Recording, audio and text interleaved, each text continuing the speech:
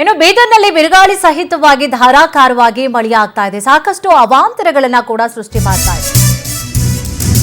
ಬೀದರ್ನಲ್ಲಿ ಬಿರುಗಾಳಿ ಸಹಿತ ಧಾರಾಕಾರವಾಗಿ ಮಳೆಯಾಗ್ತಾ ಇದೆ. ಸಾಕಷ್ಟು ತೊಂದರೆಗಳಾಗ್ತಾ ಇದೆ. ಜನರಿಗೆ ಮನೆಯ ಮೇಲ್ಛಾವಣಿ ಕುಸಿತವಾಗಿದೆ. ಇಬ್ಬರು ಮಕ್ಕಳು ಸೇರಿದಂತೆ 5 ಗಾಯವಾಗಿದೆ. ಬೀದರ್ ತಾಲೂಕಿನ ಖಮಠಾಣ ಗ್ರಾಮದಲ್ಲಿ ನಡೆದಿರುವಂತಹ ಘಟನೆ ಇದು. ಯುವರಾಜ್, ಮಂಗಲಬಾಯಿ, ಅರುಣ್, ಅಜಯ್ ಸೇರಿದಂತೆ 5 ಗಾಯವಾಗಿದೆ. ತಲೆ, ಕಾಲು, ಕೈಗೆ ಗಾಯವಾಗಿದೆ. ಗಾಯಾಳುಗಳಿಗೆ ಬ್ರಿಮ್ಸ್ ಆಸ್ಪತ್ರೆಯಲ್ಲಿ ಚಿಕಿತ್ಸೆಯನ್ನ ನೀಡಲಾಗ್ತಾ ಇದೆ. ಎಷ್ಟು ಅವಾಂತರಗಳು ನೋಡಿ. ಈಗಷ್ಟೇ ಹಿಂದಿನ ಸ್ಟೋರಿಯಲ್ಲಿ ನೀರು ಸಿಗ್ತಾ ಇಲ್ಲ ಅಂತೀವಿ.